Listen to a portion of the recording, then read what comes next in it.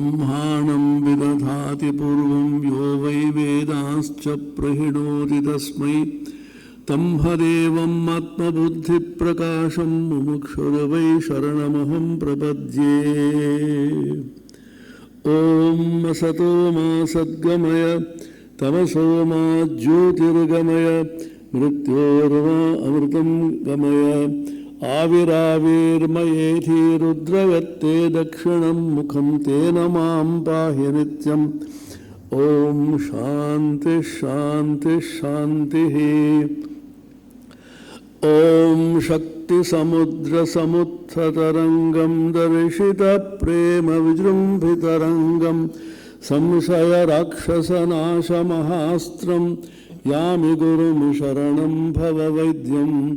अद्वैतत्वसमाहितचित्तं प्रज्वलभक्तिपटावृतवृत्तं कर्मकलेवरमद्भुतचेष्टं यामि गुरुं शरणं भववैद्यं। नरदेव देव जय जय नरदेव।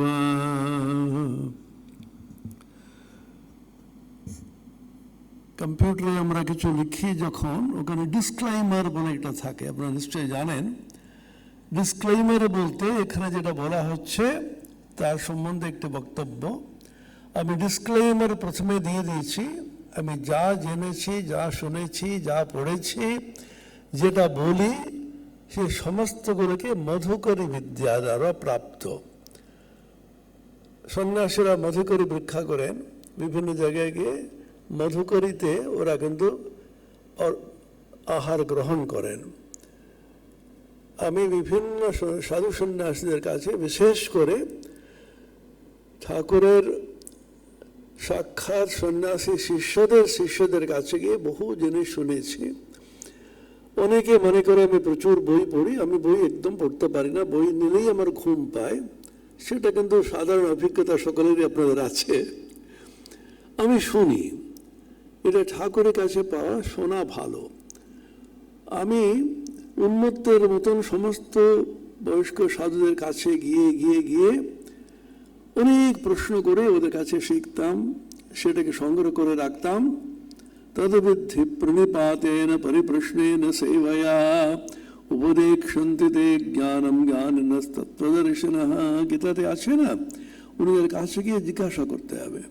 পরবর্তীকালে যখন বেলুর মঠে চলে এসে ব্রহ্মচারী হয়ে, বেলুর মঠ এবং চেন্নাই মঠ, তখন মাদ্রাস মঠ, সমস্ত সাধু যাবি ওখানে। বিদেশ থেকে যারা বিশেষ করে আসেন, এই দুটো কখনো কিন্তু ওরা ছাড়বেন না। কারণ পুরাতন মঠ বলতে মাদ্রাস মঠ, যেখানে আপনারা জানেন স্বামী বিবেকানন্দ স্বয়ং পাঠিয়েছিলেন শশী মহারাজকে স্বামী রামকৃষ্ণ আনন্দ। যখন স্বামীজি বিদেশ থেকে ফিরলেন 1897, তখন মাদ্রাসের ভক্তরা বলল, এটা স্থায়ী মঠ, এটা স্থাপন করুন, আপনার গুরু ভ্রাতা কাউকে পাঠান। তৎক্ষণাৎ স্বামী বিবেকানন্দ বললেন, ইদানিং বিবেকানন্দ ইল্লম যেটা বলা হয়, তখন আইস হাউস বলা হতো, সেই সিঁড়িতে নামতে নামতে বললেন, I will send you one who is more orthodox than the most orthodox Brahmins of Madras, at the same time who is adept in meditation and worship of God. Swami Shashi Maharajকে পাঠালেন। শশী মহারাজ জীবনীতে আমাদের খানিকটা জানা আছে, কোনো দিন ঠাকুরের তো পুত অস্থি, যাকে সাক্ষাৎ ঠাকুরের মূর্তি বলে উনি পুজো করেছেন, বহু দর্শন অবশ্যই পেয়েছেন, কোনোদিন ওটা ছেড়ে যাননি।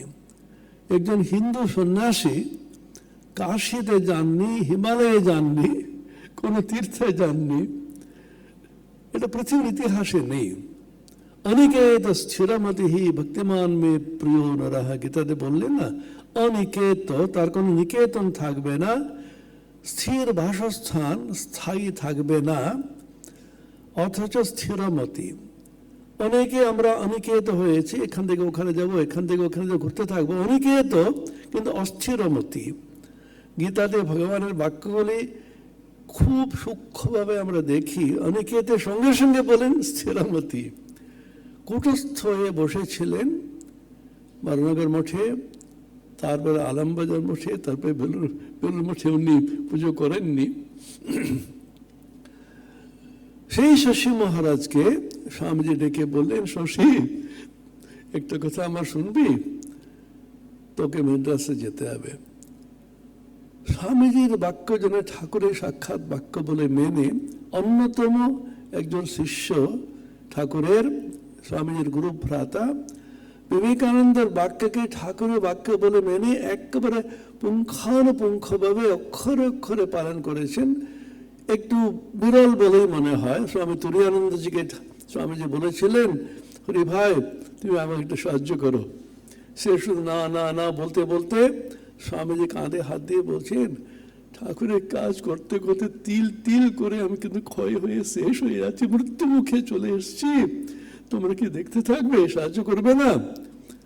স্বামীজির কৌশল ছিল শেষ পর্যন্ত কিছু না হলে চোখে দুটো অশ্রু বিসর্জন করলে লোকে গলে যায়। খানিকটা গললেন বটে, কিন্তু খুব বেশি গলেননি মনে হচ্ছে। আবার ফিরে এলেন। একমাত্র শশীকে দেখলাম, স্বামীজি বলেছেন Shashi is the only faithful man there. লিখছেন ওনার চিঠিগুলি যখন বিদেশ থেকে লিখতেন, শশীকে লিখতেন। মেড্রাস মঠ এমন একটি জিনিস, সেখানে যারা অধ্যক্ষ রূপে গেছেন দীর্ঘদিন অধ্যক্ষ ছিলেন। ওটা বোধ হয় শশী মহারাজের কৃপা হতে পারে। স্বামী কৈলাসানন্দজি ছিলেন, যার 5 বছর বকুনিতে আমি আধ্যাত্মিক জীবনটা শুরু করেছি। যখনই দেখবেন বকবেন, কিসের জন্য বকছেন আমরা জানি না। আমি প্রচুর বকুনি খেয়েছি। ইদানিং কালে প্রজন্ম যারা আছে, ব্রহ্মচারীরা, ভক্তরা কম বকুনি খায়, সেই জন্য আমাদের আধ্যাত্মিক জীবন কিন্তু উন্নতি কম হয়। তখনকার দিনে সাধুরা বোকা মানে কি, এখন মনে হয় আমাদের অন্তরে সংস্কারগুলো আছে সেগুলো কিভাবে দূর করে দেয় ওরা। আমরা জানি না ওনারা কি দেখেছেন। কৈলাসানন্দজিকে জোর করে মহাপুরুষ মহারাজ ব্রহ্মচারী বানালেন। ওনার বয়স হয়ে গেছিল, বিবাহিত ছিলেন, স্ত্রীর সঙ্গে বিন্দুমাত্র কোনো সম্পর্ক ছিল না, ঠিক মহাপুরুষের মতনই। ঢাকা বিশ্ববিদ্যালয়ে উনি কিন্তু অধ্যাপক ছিলেন। ঢাকা বিশ্ববিদ্যালয়ে উনি বিভাগীয় প্রধান ছিলেন ইতিহাস বিভাগে। তখনকার দিনে বিশাল বড় পণ্ডিত ছিলেন, বিশেষ করে ইতিহাসে। মহাপুরুষ মহারাজ জোর করে ওকে ব্রহ্মচারী বানালেন। উনি বলে, আমার বয়স হয়ে গেছে, আমি পারবো না, তোমাকে হতেই হবে। 1 বছর বাদে ওনাকে সন্ন্যাস দিলেন। এই কাহিনীটা আমরা জানি। সমস্ত উচ্চ পরিষদে যারা আছেন ওরা একটু নিয়ম টেম একটু বেশি মানতে থাকেন, কিছু মনে করবেন না। সব সময় এই নিয়ম ওখানে আছে, ওই রুলে আছে। মহাপুরুষ তোমার রুলটা তোমরা রাখো, আমি একে সন্ন্যাস দেবই। কি দেখেছেন আমরা জানি না। উনি দেখলেন উনি উপযুক্ত আধার সন্ন্যাসের জন্য। তখন কৈলাসানন্দজিকে বললেন, আমি নির্মল মহারাজ, মাধবানন্দজি, প্রভু মহারাজ, বীরেশ্বরজি এত পরিশ্রম করে আমি এই বয়সে পারবো না। মহাপুরুষ নাকি বলেছেন, তোকে খাটতে হবে না, আমি মহন্ত করে দেব। সঙ্গে সঙ্গে দিল্লিতে মহন্ত করালেন। উনি মেড্রাস মঠে প্রায় 26 বছর উনি অধ্যক্ষ ছিলেন। তারপরে এলেন স্বামী তপস্যানন্দজি। 1972 সালে প্ল্যাটিনাম জুবলি মেড্রাস মঠে হচ্ছিল, তখন প্রথম এলেন। উনি ছিলেন প্রায় 25 বছর। দুজন মিলে এটা অর্ধ শতাব্দী। স্বামী গৌতমানন্দজি বর্তমানে পরম পূজ্য সংঘাধ্যক্ষ মহারাজ, উনি 29 বছর ওখানে অধ্যক্ষ ছিলেন। মেড্রাস মঠের অধ্যক্ষের অদ্ভুত একটা আছে, ওখানে গেলেই প্রায় 25-এর উপরে কেউ কিন্তু অধ্যক্ষ পদবি ছাড়েনি। এটা হচ্ছে শশী মহারাজের একটি বিশেষ আকর্ষণ বোধ হয়। তপস্যানন্দজি ছিলেন, একটু পাঠ করা হয়েছিল। ট্রিভ্যান্ড্রমে উনি চিকিৎসালয়ে দেখতেন।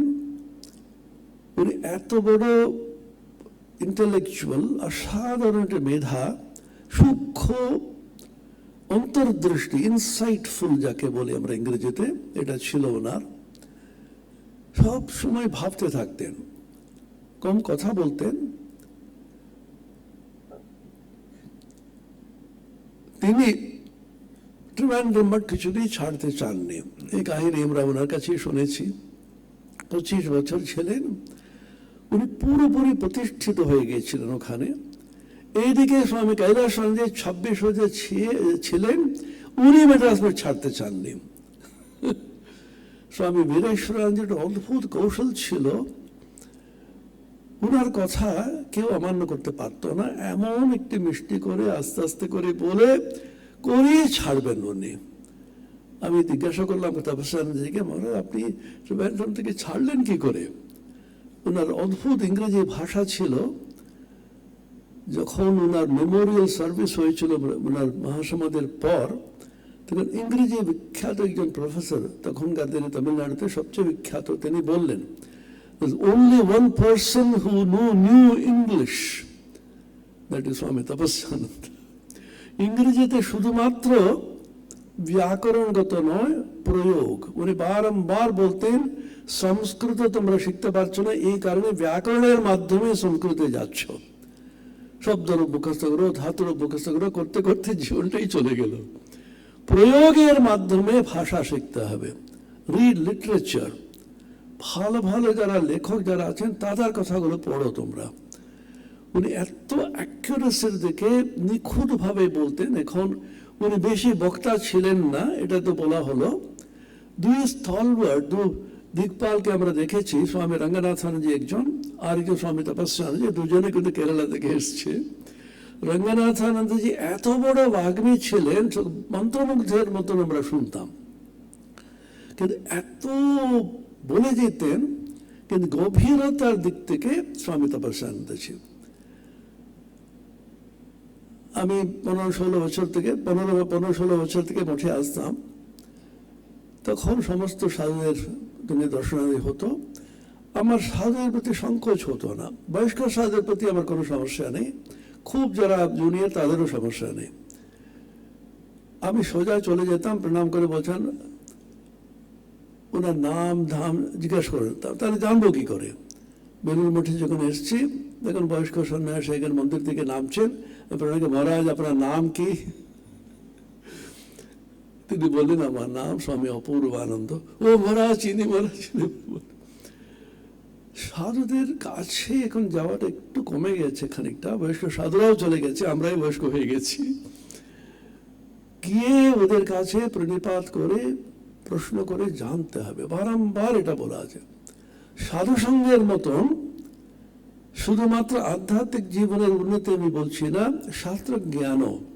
যতই আমরা বই পড়ি না কেন, শাস্ত্র জ্ঞানের গভীরতাতে গিয়ে অন্তর্দৃষ্টি সম্পন্ন ব্যক্তি যারা আছেন, ইনসাইটফুল, তাদের কাছে রহস্যটা জানতে হবে। আমি যেটুকু শিখেছি, পড়েছি, জেনেছি, খুব এটা বই পড়ে শিখিনি, এনাদের কাছে আলোচনা করে করে করে প্রশ্ন বান মানে অসংখ্য প্রশ্ন করতাম, অত্যন্ত আনন্দের সঙ্গে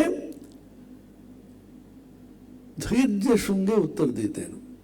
তার মধ্যে বিশেষ করে স্মরণ করছি, দীপ্তি মহারাজ জানেন, পরম পূজ্য স্বামী স্মরণানন্দজি জয়রাম মহারাজ, তার সঙ্গে 16 বছর ব্রহ্মচারী ছিলাম সারদা পীঠে, তারপরে মঠেই ছিলেন প্রায় উনি। তখন ওনার সঙ্গে প্রায় যেতাম। ওনার সঙ্গে যখনই দেখা হয়, শাস্ত্র আলোচনা ছাড়া কিছুই হতো না। তার কারণ ওনাদের কাছে গেলেই এত প্রেরণা আমরা পাই, ওনারাও খুব আনন্দ করেন। স্বামী ভূতেশানন্দ মহারাজ মঠে যখন আসতেন, সব ব্রহ্মচারী নিয়ে অনেক রকম গল্প হচ্ছে, হাসাহাসি হচ্ছে।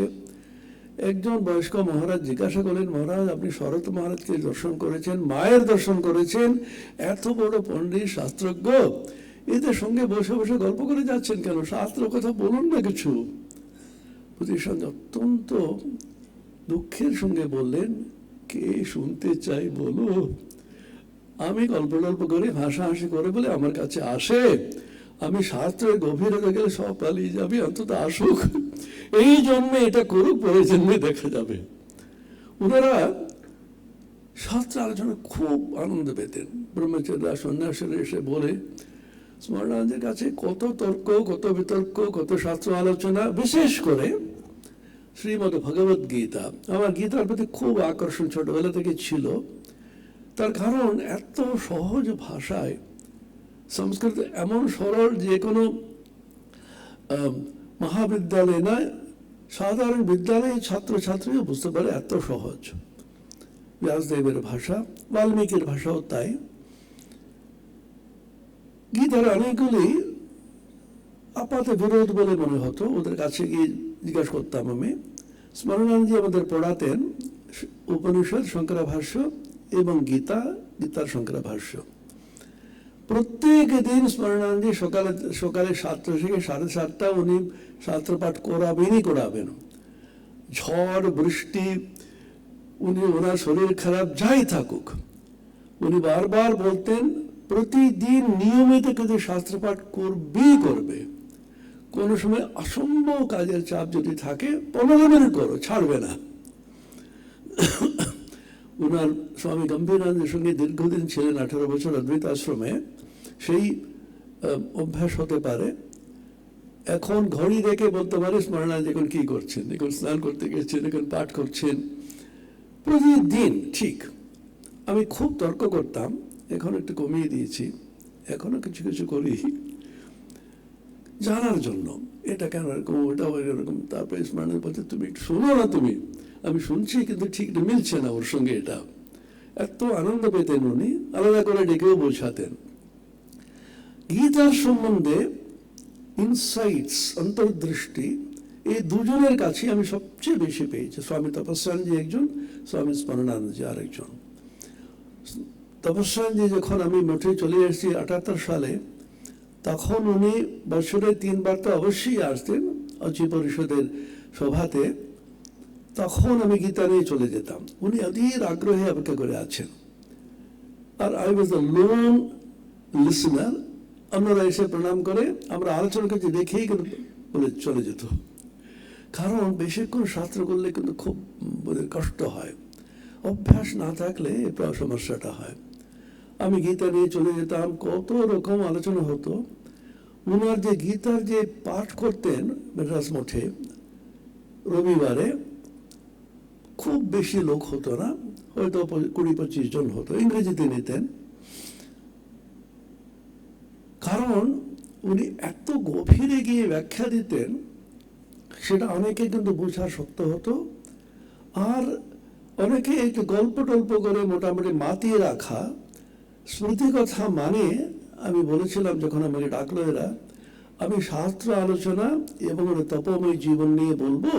উনি আমাকে কত ভালোবাসতেন, আমি যখন গিয়েছি রসগোল্লা খাইয়েছিলেন, এই গল্পটা শুনে শুনে স্মৃতিকথা ভরিয়ে দিচ্ছি আমরা। এমন স্মৃতিকথাগুলো বেরিয়েছে যাতে কিন্তু নিজের আত্মকথা ছাড়া কিছু নেই। এটা আমি বলছি না, স্বামী বীরেশ্বরানন্দ বললেন। স্বামী শিবানন্দ স্মৃতি সংগ্রহ বলে বিশাল বই আছে, 3-4 খণ্ডে আছে বাংলাতে, সেটা আবার ইংরেজি করা হয়েছিল। ইংরেজি যখন করা হলো, স্বামী বীরেশ্বরানন্দ বললেন মিশন থেকে এটা কিন্তু প্রকাশ করতে আমরা দেব না। খুব কিন্তু কঠোর আদেশ দিলেন। সকলে বলল না মহারাজ, এর মধ্যে কি আছে বলতো? নবীন সন্ন্যাসীদের আত্মকাহিনী আছে। আমি কখন জন্মালাম, কোথায় গেলাম, মহাপুরুষ মানে মাঝে মাঝে একটু আসছে। এটা আগে প্রথম বলেছিলেন স্বামী বিবেকানন্দ, আপনাদের মনে থাকবে। গসপেল অফ রামকৃষ্ণ, শ্রী রামকৃষ্ণ কথামৃত যখন বাংলাতে কিছু কিছু প্যাম্ফলেটস ওর কাছে গিয়েছিল, স্বামীজি বলছেন এত আনন্দিত হয়েছিলেন, master you have hit Ramakrishna at the right point. তারপর বলছেন, শেষে লিখছেন পোস্ট স্ক্রিপ্ট, পুনশ্চ Socratic dialogues are Plato all over, but you are entirely hidden. কিন্তু অদ্ভুত কথা, সক্রেটিক ডায়ালগস প্লেটো কিন্তু নিজের কথাই বলে যাচ্ছেন, কিন্তু মাস্টার মহাশয় উপস্থিত আছেন, কিন্তু ওনার কোনো বক্তব্য ওর মধ্যে নেই। ঠিক সেরকম ভগিনী নিবেদিতার শ্রুতি কথা, মিস জোসেফিন ম্যাকলাউডের শ্রুতি কথা, সিস্টার ক্রিস্টিনের শ্রুতি কথা, স্বামীজির কথা, স্বামীজির কি ওনার চরিত্র কিভাবে বুঝতে হবে, ওনার যে শাস্ত্র আলোচনা, এটার কিন্তু খুব প্রয়োজন আছে আমাদের। স্বামী স্মরণানন্দজি আমাদের গীতার সম্বন্ধে একটা কথা বলেছিলেন, সেটা অন্য কারো কাছে আমি ততটা পাইনি। উনি বলতেন, দেখো গীতাতে ভক্তির কথা যখনই বলে, এটা সগুণ ব্রহ্মের প্রতি ভক্তির কথা নয়, অবতীর্ণ ভগবানের প্রতি ভক্তি। বীরেশ্বরানন্দ এটা বলেছিলেন। যখন মন্দির প্রতিষ্ঠাতে যেতাম আমরা, আমি যখনই বীরেশ্বরানন্দ দক্ষিণ ভারতে যেখানে মন্দির প্রতিষ্ঠা, আমরা ঠাকুর ভান্ডারের কাজের জন্য চলে যেতাম। বহুবার কাজে শুনেছি দুই রকম মন্দির আছে। একটা মন্দির হচ্ছে বিভিন্ন দেব দেবীর মন্দির, দুর্গা মন্দির, কালী মন্দির, গণেশের মন্দির ইত্যাদি। আর এক রকম মন্দির হচ্ছে অবতার পুরুষদের মন্দির। রাম আর কৃষ্ণ এখন অবতীর্ণ ভগবান হলেও দেবতার স্তরে আমরা নিয়ে চলে গেছি। রামকৃষ্ণ এখানে এখনো ততটা হয়নি, হবে ভবিষ্যতে। গীতাতে যখনই ভগবান বলছেন ভক্তির কথা, অবতীর্ণ ভগবানের প্রতি ভক্তি সবচেয়ে কঠিন। দেব দেবীর প্রতি ভক্তি মানুষের হতে পারে, আমরা স্তোত্র পাঠ করি বিষ্ণু, শিব, কালী, দুর্গা ইত্যাদি, কিন্তু অবতীর্ণ ভগবান মনুষ্যরূপে এসেছেন, তার প্রতি ভক্তি এত সহজ নয়। স্যাৎকদাপি যাপয়াগ যোগ ভোগ সৌলভম দুর্লভম তো রামকৃষ্ণ রাগ ভক্তি ভাবনম। স্বামী বিরজানন্দ রচিত রামকৃষ্ণ দশকম স্তোত্রে বলছেন, তুমি অন্যান্য ভক্তি হতে পারে, অবতীর্ণ ভগবান যিনি, তার প্রতি রাগ ভক্তি আসা অত্যন্ত কঠিন। অবজানন্তি মা মূঢ়া মানুষেন্দনুমাশ্রিতম পরম ভাব অবজানন্ত মম ভূত মহেশ্বরম বলেছেন না গীতাতে। আমাকে মানুষ বলে ভেবে ওরা আমার পরম ভাব বুঝতে পারে না। পরম ভাব বুঝতে পারে না, শুধু তা না, অবতীর্ণ ভগবানকে মানুষ রূপে দেখে অবজ্ঞা করে, অবজানন্তি, আর ভুল বুঝে। ভগবান বলছেন অর্জুনকে, হে অর্জুন, তোমাকে কেন এগুলো বলছি? তোমার মধ্যে অসূয়া নেই। অসূয়া বলতে গুণের মধ্যে দোষ আবিষ্করণ করা। ভগবানের মধ্যেও ছোট ছোট ত্রুটি। বাবা এটা সবসময় বলছে, আমাকে প্রণাম করো, আমার কাছে এসো, আমি তোমাকে বাঁচিয়ে দেবো, আমি আমি আমি। গীতাতে একবার আমরা ব্রহ্মচারী নিয়ে গণনা করলাম, ব্রহ্মচারীগুলো আছে এখানে, কতবার অস্পষ্ট শব্দ ব্যবহার হয়েছে। আমি বলতে অহম তো আছেই, তারপরে মাম, প্রত্যেকটি জিনিসে মায়া ইত্যাদি। গীতার যত শ্লোক আছে তার চেয়ে অনেক অনেক বেশি। সর্বত্র অহম অহমই করে গেছেন উনি। ঠাকুরকে একবার জিজ্ঞাসা করলাম মনে মনে আমি, ঠাকুর বললেন আমি আমার কখনো ব্যবহার করতে পারতাম না, এখানে এখানকার উনি বলেছেন, বলতেন। বলে তুমি বললে না কেন? আরে আমি যখন কৃষ্ণ হয়ে এসেছিলাম এত আমি বলেছি, আর ভাল লাগে না, বলছি না আমি। ওটা শুনে আমাদের মনে হবে, কি রে বাবা, এটা মনমানা বাবা, মদভক্ত মধ্যাজি, আমরা আমার কাছে এসো, আমাকে প্রণাম করো। অর্থটা হচ্ছে অবতীর্ণ ভগবান, তিনি ঈশ্বর ওখানে বলছেন। কোথাও গীতাতে নেই শ্রীকৃষ্ণ বাচ, শ্রী অর্জুন বাচ আছে, সঞ্জয় বাচ আছে, কৃষ্ণ বাচ কথা নেই, শ্রী ভগবান বাচ। অবতীর্ণ ভগবান ওখানে কথা বলছেন। স্বামী স্মরণানন্দ এটা বারবার বলছেন, সমস্ত গীতা হলো অবতীর্ণ ভগবানের উপদেশ, অবতীর্ণ ভগবানের প্রতি ভক্তি। পূজনীয় স্বামী সুনীতানন্দ আমাকে বললেন, প্রেমেশ্বরকে বলতেন, ভগবত গীতা ঠাকুরের জীবন কাহিনী। অবতীর্ণ ভগবান যখন আসেন, তার উপদেশ প্রত্যক্ষভাবে আমাদের ঈশ্বরকে দেখিয়ে দেয়। যার জন্য বলছেন, স্মরণানন্দজি বলতেন, তপস্যার কাছে এটা বারংবার শুনেছি, রাজবিদ্যা রাজগুহ্যম পবিত্রমিদম নবমোধ্যায় প্রত্যক্ষাবগমম ধর্ম্যম সুসুখম কর্তুমব্যয়ম। প্রত্যক্ষভাবে এই দেখো ঈশ্বরকে তুমি। ঠাকুর বারবার বলছেন প্রত্যক্ষভাবে দেখতে পারো তুমি, তোকে যেমন দেখছি তেমনি দেখে আমি তোমাকে দেখাতে পারি। প্রত্যক্ষ। বৃহদারণ্যক উপনিষদে এই যাজ্ঞবল্ক যেরকম সাধারণভাবে প্রত্যক্ষভাবে দেখছি, সেরকম কি ব্রহ্মকে দেখাতে পারো? সাক্ষাৎ অপরোক্ষাৎ ব্রহ্ম কথাটা আছে। শঙ্করাচার্য ভাষ্যতে সুন্দর লিখছেন, গরুকে যেমন দুটো শিং ধরে এই তো গরু এরকম যেমন দেখায় সেরকম তুমি বলতে পারো? সেটা বলেছিলেন একজন, তার নাম আছে স্বামী বিবেকানন্দ। কোথায়? এই আম গাছের তলায় স্বামী প্রেমানন্দজি নামছেন পুজো করে, সব ব্রহ্মচারীরা সাধুরা আছে, হঠাৎ কি এটা ভাবে, এই দেখো প্রত্যক্ষ ব্রহ্ম, কোথায় ব্রহ্ম খুঁজছো, এই দেখো। সকলে অদ্ভুত ভাবে একেবারে মূর্তির মতো থেমে গিয়েছিল, আস্তে আস্তে করে বলে ঠিক আছে যাও। ব্রহ্মকে পুরুষরা অবতার পুরুষরা দেখাতে পারে, প্রত্যক্ষভাবে দেখাতে পারে। এই গীতার সম্বন্ধে এই ধারণা বারংবার তপস্যানের কাছে আমরা পেয়েছি, স্মরণাদের কাছে পেয়েছি। আমি প্রথম গীতা পাঠে যেতাম মেড্রাস মঠে তপস্যাজি, एवं प्रवर्तितं चक्रं नानुवर्तयति अघायरुन्द्रिया रामो मोखं पार्थ जीवति। তৃতীয় অধ্যায়। এই প্রবর্তিত চক্রটা কি জিনিস প্রথম ওনার কাছে ইনসাইটটা পেলাম। আমার বয়স যখন 16-17 বছর, তখন থেকে গীতা গীতা সেই জন্য বারবার ব্রহ্মচারী বলতে গীতা নক্ষদর্পণে জীবের মধ্যে অন্তরের মধ্যে থাকতে প্রত্যেকটি শ্লোক।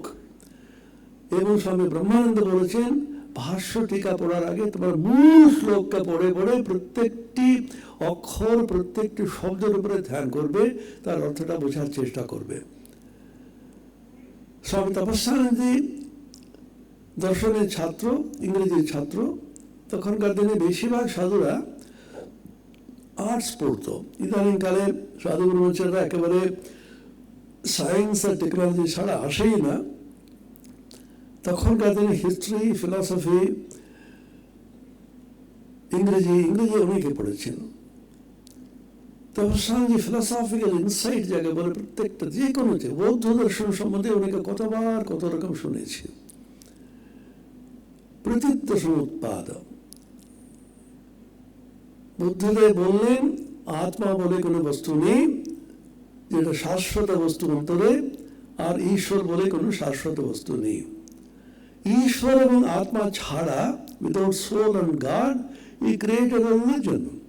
তপস্যানন্দজি বলতেন if it were not for the karma and punarjanma, Buddhism would have remained only descriptive psychology. এটা ফুলের শব্দ। পুনর্জন্মকে মেনেছেন এবং কর্মফলটা মেনেছেন উনি। তাহলে কে একটা শরীর থেকে আরেকটা শরীরে যাচ্ছে? যে আত্মা যদি না থাকে, জীবাত্মা বলে বস্তু না থাকে, সে নিয়ে বিস্তৃত একটা আলোচনা আছে মাধ্যমিক বুদ্ধিজমের মধ্যে। এটাকে বলে প্রতীত্য সমুৎপাদ, প্রতীত্য সমুৎপাদ, the doctrine of dependent origination বলা হয়। সে কি অদ্ভুতভাবে ব্যাখ্যা করতেন। আমার কোন বয়স কম, তারপরে যা বলছে আমি সব করে যাচ্ছি। তারপরে বারবার বললাম গীতার সম্বন্ধে আপনি এত ব্যাখ্যা করছেন মহারাজ, আপনি একটা বই লিখে বলুন। Say what is there in the book. এখন অসাধারণ বই বেরিয়েছে, খুব কম লোকই পড়ে ওটা অবশ্য। শ্রীমদ ভগবদ গীতা স্ক্রিপচার অফ ম্যানকাইন্ড বলে একটা বই, ইউনিভার্সাল স্ক্রিপচার অফ ম্যানকাইন্ড ইংরেজিতে। তাদের নোটস লিখেছেন অনেকগুলো শ্লোকের। আমার অনেক দিনের ইচ্ছা সেটা বাংলা করে বিভিন্ন ভাষায় যদি করতে পারতাম। ওনার ভাষান্তর করা বেশ কঠিন, কারণ এত ইংরেজির সূক্ষ্মভাবে উনি যেতেন আর নিখুঁতভাবে বলতেন।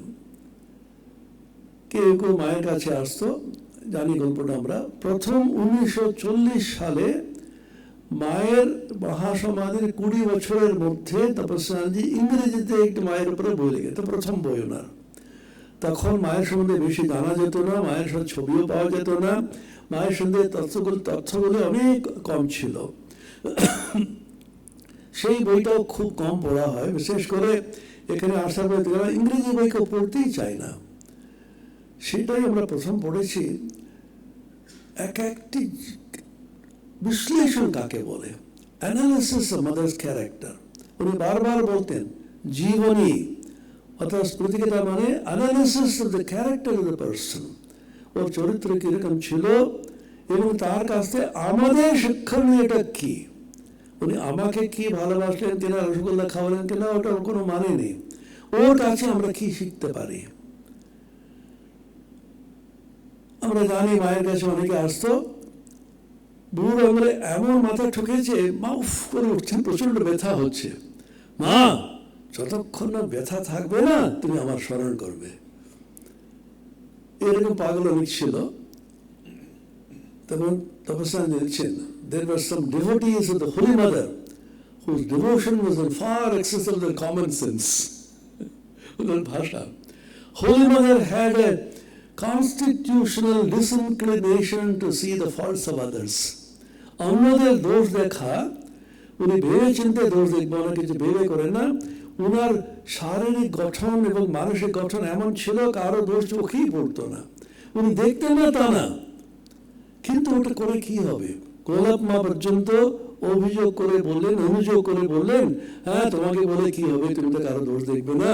তখন মা হেসে বললেন, দোষ দেখার প্রচুর লোক আছে, আমি এটা ব্যতিক্রম হয়ে থাকি না কেন? তারপর স্বামীজিকেও দেখেছি, অন্যদের নিয়ে আলোচনাটা কোনো দিন করতে দেখিনি।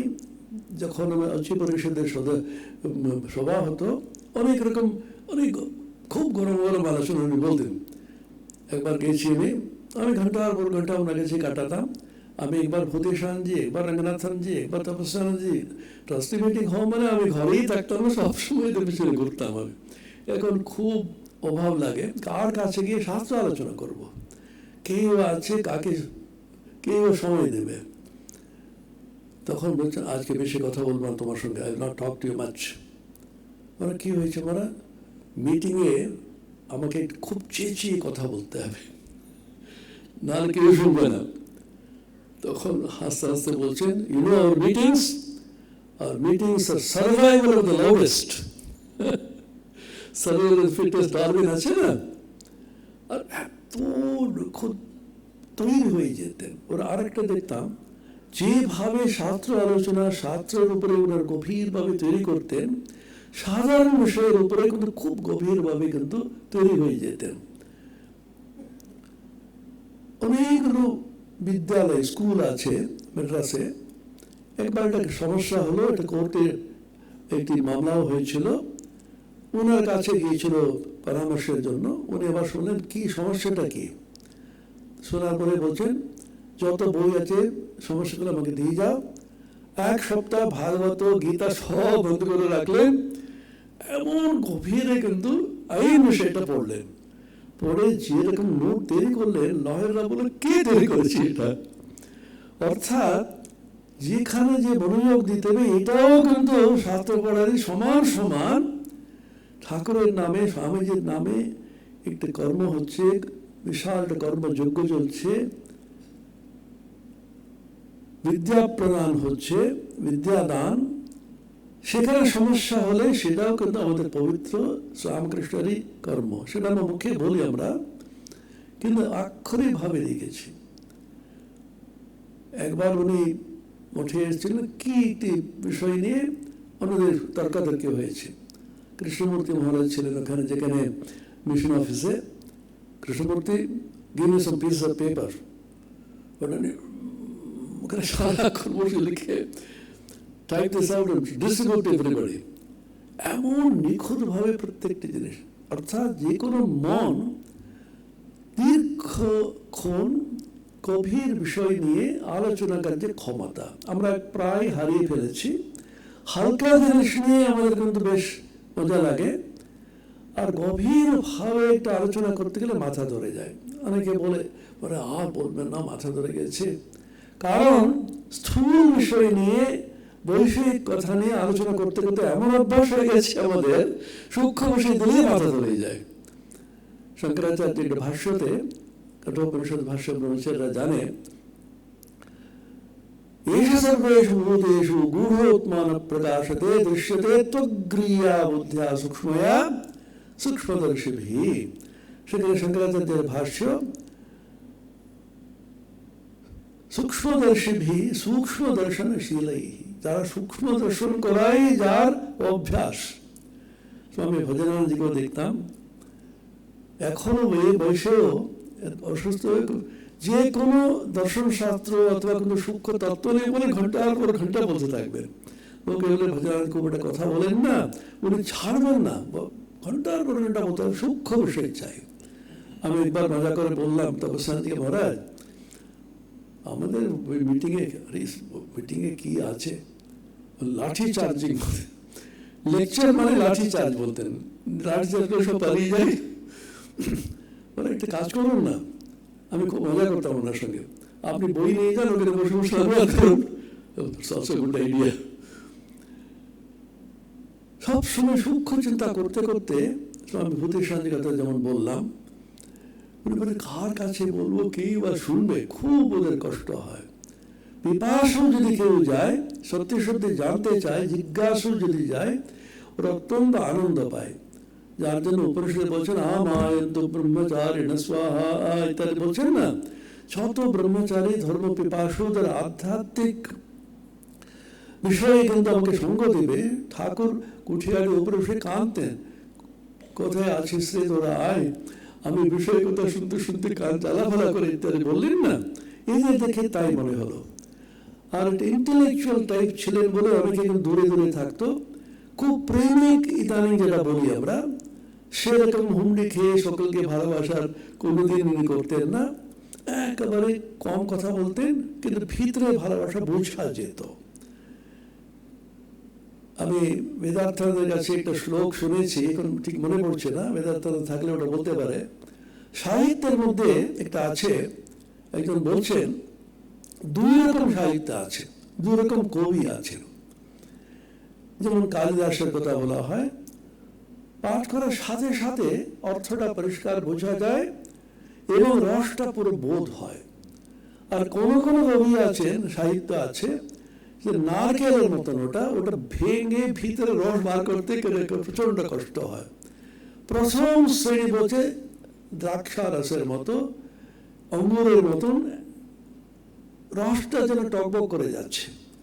ঠিক সেরকম আমাদের মহাপুরুষদের মধ্যে আধ্যাত্মিক উন্নতি যারা করেছেন তাদের মধ্যেও, এবং অবতার পুরুষের মধ্যেও, রামচন্দ্র আর শ্রীকৃষ্ণ যদি দেখি আমরা তুলনা করার কোনো ক্ষমতা নেই, তবু আপাত দৃষ্টিতে কৃষ্ণকে দেখলে কি মজার লোক, সবসময় হাসি, সবসময় ঠাট্টা, সবসময় কিছু না কিছু করতে থাকবেন।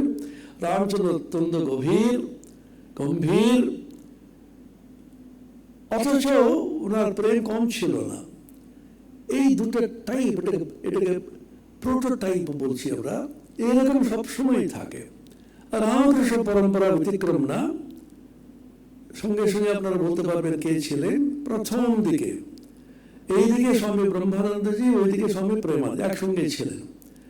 আর প্রেমানন্দের কাছে মৌমাছির মতো সব ছুটতো, প্রেমার কাছে খুব লোক যেত, কিন্তু ওনার যে গভীর যে প্রেমটা কিন্তু সকলে বোঝা যায় না। পরবর্তীকালে পরপর বলতে পারি, আমরা চোখের সামনে যেগুলো দেখেছি, স্বামী বীরেশ্বরানন্দজি, স্বামী ভূতেশানন্দজি, স্বামী গম্ভীরানন্দজি। গম্ভীরানন্দজি এত গম্ভীর, কম কথা বলতেন, গল্প টল্প করা কোনদিন করতেন না। ভূতেশানন্দজি যখন দেখলেন সবসময় হাসির হিল্লো সবসময় লেগে থাকতো। গম্ভীরানন্দজি শুভ করে বসে থাকতেন। নববর্ষের দিন প্রণাম করতে গিয়েছি, শুভ নববর্ষ, আর কোনো কথা নেই। ভূতেশানন্দজির কাছে সব সময় দুজনে কিন্তু সমান সমান প্রেমিক, দুজনে সমান সমান জ্ঞানী, দুজনে সমান সমান কর্মবীর, অথচ ওদের স্বভাবটা অন্যরকম। তপস্যানন্দজির স্বভাব এরকম ছিল। তপস্যানন্দজি কিন্তু ভূতেশানন্দজিকে প্রচন্ড শ্রদ্ধা করতেন। উনি বললেন, উনি একমাত্র আমাদের মৌলিক চিন্তাশীল, he is the only original person বলতেন উনি। Gambhirananda, myself, we are translators and chroniclers. Chronicler মানে যে জীবনী লেখে। Bhuteshananda is only original thinker বলতেন উনি। ভূতেশানন্দজি কিছু অনেক আলোচনা করতে দেখেছি আমরা। আর একটা ছিল ওনার জীবনটা এত সহজ সরল এবং বেশি কঠোর। এত কঠোরতা দরকার ছিল কিনা আমরা জানি না, কিন্তু ওনার অভ্যস্ত হয়ে গেছে। আমি একবার বললাম, আরে এত কঠোর জীবন যাপন করছেন, সেটা দেখে আমরাও কিন্তু আমরা লজ্জায় কিছু করতে পারছি না, আপনি আর একটু উদার হন না। ব্রহ্মচারীরা, সাধুরা একটু বিলাসিতা না হলেও একটু উদার, সহজ সরল হয়ে দেবো না। তখন উনি খুব বললেন, দেখো আমরা এক একটা পয়সার জন্য কি কষ্ট পেয়েছি তোমরা জানো না। সাইকেলে করে বাড়ি বাড়ি গিয়ে কিন্তু সংগ্রহ করতে হতো অর্থ, সেগুলো তো অপচয় করলে খুব গায়ে লাগে। বুঝের সঙ্গে বলতেন এটা, তোমরা কিন্তু নষ্ট করবে না, ভক্তরা 5 টাকা 10 টাকা দিচ্ছে, কি কষ্ট করে দিচ্ছে জানো না, সেইগুলো ঠাকুরের সেবার জন্য দিচ্ছে, তোমরা এটাকে হইচই করে উড়িয়ে দিচ্ছ, একদম ঠিক না। এমন সুদিন পেয়ে ভাই হারাস নে হেলায়, আছে না, হেল ফেল করে এখানে গেলো এখানে গেলো, এমন ভাবে রেকলেসলি স্পেন্ডিং বলি না আমরা, সেটা একেবারে পছন্দ করতেন না। সুতরাং অনেকে অনেকে বলতো, বুঝে শান্তিকে বলতে শুনেছি, বড্ড কৃপণ, খাওয়া দাওয়া ওরা এর মধ্যে বিলাসিতার স্তরে যেটা যাচ্ছে একদমই পছন্দ করতেন না উনি। এত কি সংযম, সব সময় সংযম, ইন্দ্রিয় সংযম, বাক সংযম, আহারে সংযম, সমস্ত জীবনেতে সন্ন্যাসী জীবনের মূল সম্পদটা হচ্ছে সংযম, কন্ট্রোল, সেন্স কন্ট্রোল। সংযম যদি না থাকে জীবনে আর কিছু নেই। বর্তমানে বিশাল আন্দোলন হচ্ছে, তোমার খবর রাখো, সন্ন্যাসীদের খবর রাখে, কিসের জন্য এত বড় হলো? একজন ন্যায়ালয়ে একজন উচ্চপদস্থ, তিনি কি এটা বাক সংযম হারিয়ে ফেলে কি এটা বলে দিলেন, সে নিয়ে বিশ্বময় আলোচনা হচ্ছে। সেই জন্য বলছি সবসময় সংযত হবে, কায়িক বাচিক মানসিক সংযম। কথা বলার সময় বহু কথায় বহু দোষ বলে না। ওনার একটা টাওয়াল ছিল, ছেঁড়া থাকবেই, সেটা প্রচন্ড গরম তো আছে, উনি ওটাকে শুরু বসে উনি লিখতে থাকলেন, মহারাজ এটা ছেড়ে গেছে, what is the problem, it is serving it's purpose, ওটার পারপাসটা চলে যাচ্ছে যখন আবার কি। স্বামী মাধবানন্দের সম্বন্ধে, গম্ভীরার সম্বন্ধে এগুলো শুনেছি আমরা, নির্মল মহল স্বামী মাধবানন্দের একটা গল্প আছে, উনি একটু পুরোনো জুতো ছাড়বেন না, বারবার ওটাই। আর কেউ ব্রহ্মচারী কেউ ভাবলো, আরে জেনারেল সেক্রেটারি আমাদের এখানে, এই কি পুরোনো জুতো, ঠিক আছে একটা কাজ করা যাক, এক জুতোটা সরিয়ে দিয়ে নতুন একটা বসে বাধ্য হয়ে পড়বেন। তখন এসে বাইরে দেখলেন মানে খালি পায়ে হাঁটলেন, মানে খালি পায়ে কেন, আমার জুতোটা কেউ নিয়ে গেছে। এইগুলো অনেক বেশি হতে পারে, কিন্তু আমাদের তো এতটা কঠোরতা পারবো না। এই আদর্শগুলো দেখে আমাদের মনে হয় তোমার যেটা পাওয়া যাচ্ছে এটা কোনোটাই তোমার নয়, ঠাকুরের সম্পদ এবং সেবার জন্য দেওয়া হয়েছে। ওদের সঙ্গে বারবার বলতেন। সারদা পীঠে গোল্ডেন জুবিলি হচ্ছে, স্বামী গৌতমানন্দ যখন আছেন তখন ভূতেশানের কাছে শিশির মহারাজ ছিলেন, ভূতেশান শেষ করে 50 টাকা প্রণামী সারদার আশ্রম থেকে দেওয়া যাবে কি না, অনুমতি চাই। ভূতেশানজি কি বেদনার সঙ্গে বলেন, গৌতমানন্দ তুমি এত সিনিয়র সাধু, তুমি অজি পরিষদের সদস্য, তুমি আশ্রম থেকে সাধুদের প্রণামের কথা ভাবছো কি করে? কিসের জন্য দিচ্ছি? ওরা ভক্তরা তোমার ঠাকুরের কাজের জন্য দিচ্ছে। এগুলো সব প্রত্যক্ষদর্শিত আমরা দেখেছি। কালের গতিতে অনেকগুলো পরিবর্তন হবে, তবুও এই আদর্শগুলো মনে পড়লে খানিকটা আমাদের হয়। তপময় জীবন বলতে তপস্যা মানে কায়িক বাচিক মানসিক তপস্যা, গীতাতে আছে, আমরা পড়েছি, দেব গুরু পূজন ইত্যাদি যা আছে, বাংলায় তপস্যা আর মানসিক তপস্যা। ঠিক এক সময় এসে বসবেন, আমি যখন এসেছি উনি একটা 10টা পয়েন্ট লিখে পাঠালেন কি কি সন্ন্যাস জীবনে করতে হবে, যেটা খুঁজে পাচ্ছি না এখন আমি। তার মধ্যে একটা অন্যতম ছিল, never get to the habit of sleeping at noon, দিবানিদ্রা। Once you form this habit, you can never get rid of this. Rampant in our order of juniors and seniors. দিবানিদ্রার অভ্যাস একবার শুরু হয়ে গেল কিছুতেই ছাড়তে পারবে না। খুব সাবধান, you can sit and relax but never lie down and sleep. এটা সবসময় প্র্যাকটিস করো, অভ্যাস করো, শাস্ত্র পাঠ করার জন্য, শাস্ত্র আলোচনা করার জন্য। আমরা জানি এটাকে ব্রহ্মাভ্যাস বলেছেন পঞ্চদশীতে। তচ্চিন্তনম তৎকথনম মন্ডোন্যম তৎপ্রবোধনম এতদেকপরত্বম চ ব্রহ্মাভ্যাসম বিদুর্বুধাঃ। মূল শ্লোক আছে যোগ বাসিষ্ঠ রামায়ণে, ব্রহ্মাভ্যাসের পরিবর্তে আছে শুধু অভ্যাস। ভক্তিপথে আছে গীতাতে মচ্চিত্তা মদ্গত প্রাণা বোধয়ন্ত পরস্পরম কথয়ন্তশ্চ মাম নিত্যম তুষ্যন্তি চ রমন্তি চ। সাধন কি করবে? তুমি ঈশ্বর সম্বন্ধে আলোচনা করো, এক অপরের সঙ্গে দেখা হলে সবসময় শাস্ত্র আলোচনা করবে, ঈশ্বরীয় আলোচনা করবে, তুষ্যন্তি চ, আনন্দ করো। কিসের আনন্দ আমরা পাবো? বিষয় আনন্দকে ছেড়ে দিলে আমরা শাস্ত্রানন্দ অন্তত পাই। তারপরে ব্রহ্মানন্দ তো অনেক দূরের কথা। তাতে মনটা যেন সব সময় ওইদিকে ঘুরতে থাকে, তাতে কম কথা, অপরের সম্বন্ধে, অপরের নিন্দা চর্চা ইত্যাদি কমে যায়। মঠেও দেখেছি আমি, তবে শান্তিতে অবশ্যই দেখেছি, পুরনো সাধুরা সবসময় কিছু পাঠ করতে বলে। আমি স্বামী শান্তানন্দের দর্শন করি যখন 15-16 বছর বয়স, তাহলে এই যে মঠে এসেছিলাম আমি, তখন ওনার ঘরে গিয়েছি, কথামৃত পাঠ হচ্ছে, মায়ের কথা পাঠ হচ্ছে।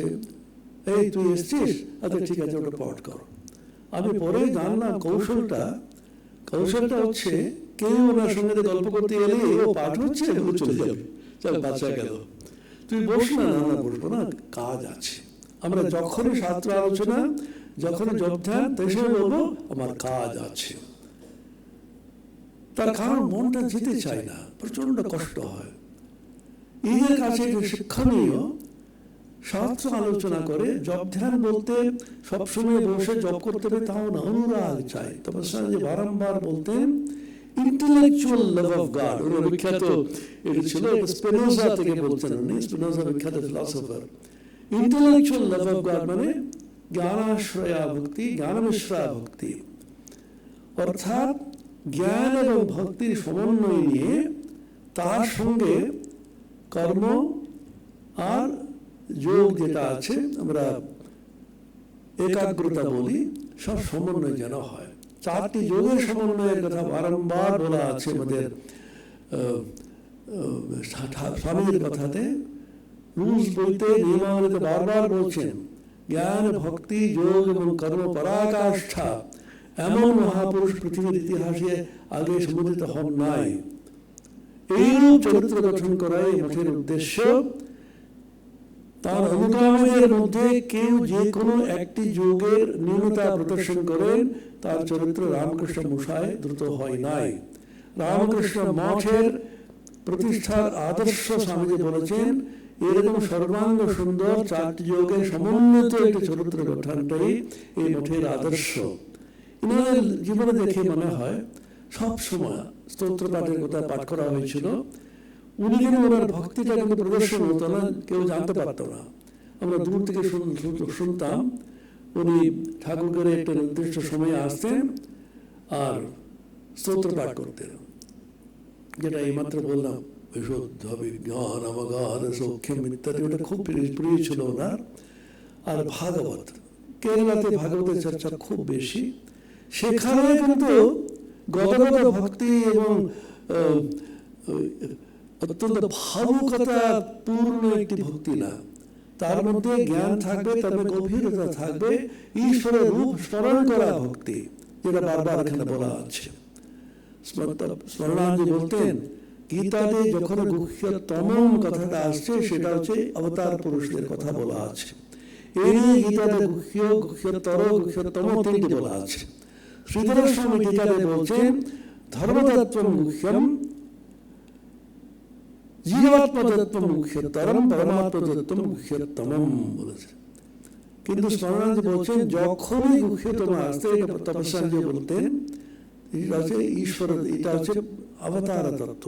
3টি জায়গায় মাত্র গীতাতে আসছে, 9.1, 15.20, 18.64। আমাদের ব্রহ্মচারী মুখস্থ করিয়েছি আমি।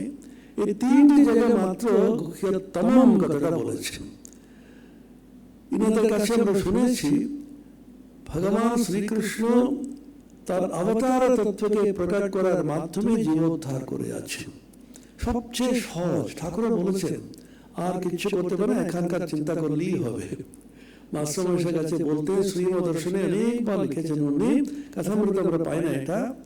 উনি বলছেন তোর কিছু করতে হবে না, এখানকার চিন্তা কর, মানে ওনার রূপ ধ্যান, যেটাই আমাদের পরম্পরাতে চলে আসে, আমাদের ইষ্ট দেবতার রূপ ধ্যান হৃদয়ের মধ্যে, আর তার পবিত্র মন্ত্র জপ।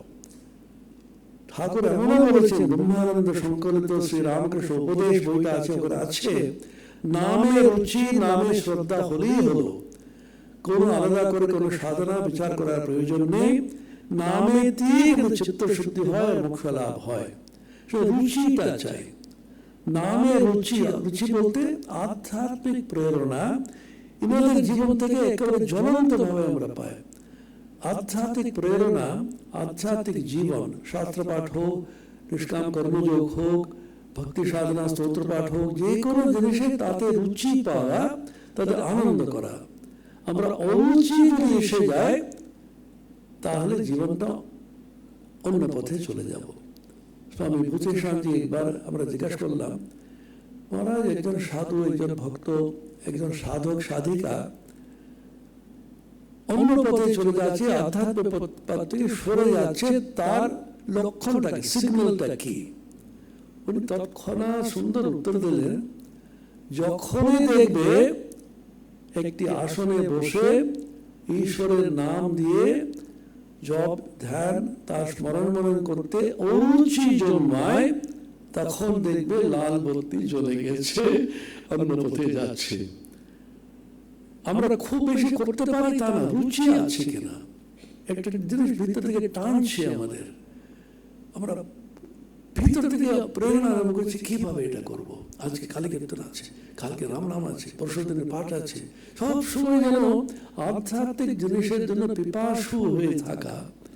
এদের জীবন থেকে প্রশান্তি বিশেষ করে অন্য স্তরে সবসময় থাকতেন উনি, অথচ সাধারণভাবে কথা বলতেন, খাওয়া দাওয়ার ব্যাপারে সবসময় বলতেন, খাওয়ার উপরে যেন নিয়ন্ত্রণ যেন থাকে।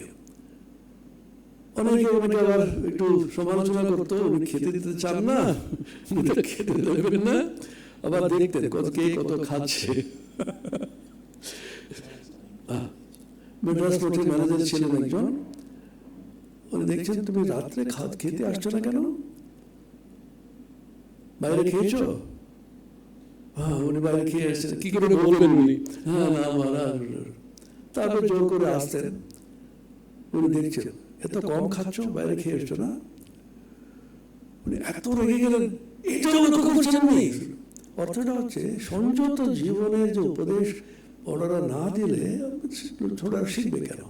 আমরা ইদানিং একটুখানি পপুলিস্ট হওয়ার জন্য সকলের কাছে জনপ্রিয় হতে হবে, বকরে ডকরে দিলে আর আসবে না, কেমন আছে বাবা, ভালো আছে, ভালো করে খাও ঘুমাও, সাধু জীবন দরকার নেই ওর জন্য। ওনারা বেড়ে বেড়ে সবসময় আমি ছেড়েই দিলাম, সেটা হচ্ছে একটু কঠোরতা। স্বামীজি নিজে বলেছেন রোজ বইতে, বিলাসিতা না হলেও একটু কঠোরতা আমাদের প্রয়োজন আছে। তপস্যার জীবন, কঠোরতার জীবন, তার মানে সবসময় জপ করতে হবে তা না। বেশিক্ষণ জপ করলেই কিন্তু আমরা ঈশ্বরের কাছে যাবো। 10,000 15,000 করলো। একটা জিনিস বলছে, সময় হয়ে গেছে। বলরাম বাবুর পিতা বসে আছেন, বৈষ্ণব তো সবসময় মালা জপছেন, ঠাকুর সকলের সামনে, তো বয়স্ক লোক, এরা এত জপ করে, এত তীর্থ করে, কিছুই হয় না কেন? অনুরাগ নাই। ঠাকুর খুব বেশি জপের গুরুত্ব দিতেন না, যতটা উনি প্রার্থনার বিচার করতেন। শ্রী শ্রী মা পর্যন্ত জপা সিদ্ধি মা বলেছেন বটে, কিন্তু বারবার সাধু সন্ন্যাসী বলছেন তোমরা বিচার করো। একজন বললেন, মা তুমি চলে গেলে যেরকম ঘটে, আমার মা মা বলে প্রাণটা, মা অত্যন্ত বিরক্তির স্বরে বলে, আমার মা আবার কি? সন্ন্যাসী হয়েছ, বিচার করো। সন্ন্যাসী হয়েছ, বৈরাগ্য অবলম্বন করো, বিচার করো। তার কারণটা হচ্ছে বৈরাগ্যের মুখ্য সাধনম। বৈরাগ্যের ভিত্তি না থাকলে ভক্তিটা এমনি উড়ে যাবে, ভক্তি আমাদের দুর্বল চিত্ত করে দেবে। এই যে জীবন থেকে খানিকটা এইটুকু আমরা পেয়েছি, আর কত বলার আছে। এইটুকু বলে ওদের কৃপাতে যেটুকু আমি পেয়েছি ইন্টেলেকচুয়ালি এন্ড স্পিরিচুয়ালি, আমি ওটা নিয়ে এদিক ওদিক করে কিন্তু বেশি আছে।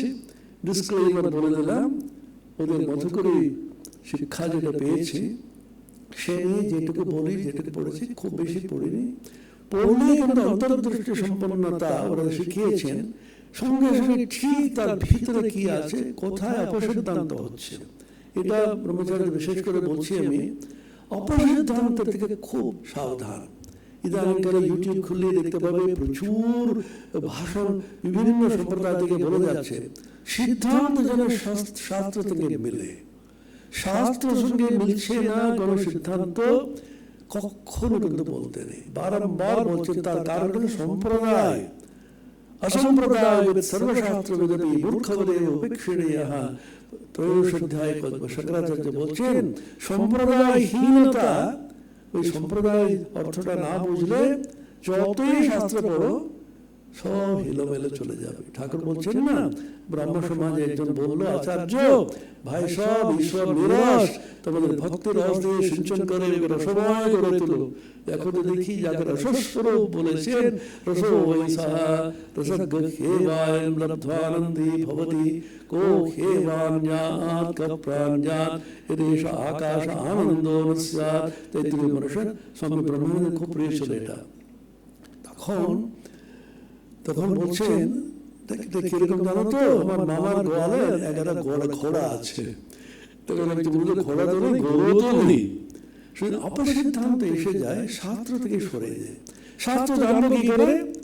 যারা শাস্ত্রজ্ঞ, শাস্ত্র জানেন, শাস্ত্রময় জীবন যাপন করেছেন, তপময় জীবন যাপন করেছেন, শাস্ত্রের প্রতি গভীর অনুরাগ সম্পন্ন ব্যক্তি, তার কাছে গিয়ে প্রণিপাতেন পরিপ্রশ্নেন সেবয়া যদি জানি এবং চিন্তা করতে করতে করতে আমাদের মধ্যে সিদ্ধান্ত থেকে একটুখানি যেন সরে না যায়। আমি প্রচুর পুরুষালদের সিদ্ধান্ত থেকে একটু সরে যাচ্ছি। আমরা বয়স হলে ঠিক আছে, কিন্তু সিদ্ধান্ত ঠিক থাকে না শাস্ত্রের অভাবে। শাস্ত্রের অর্থটা বুঝতে গেলে তুমি যেতে হবে যারা শাস্ত্রময় জীবন যাপন করেছেন, তপময় জীবন যাপন করেছেন, শাস্ত্রের গভীরতা গিয়ে বুঝেছেন। ওম শান্তি শান্তি শান্তি।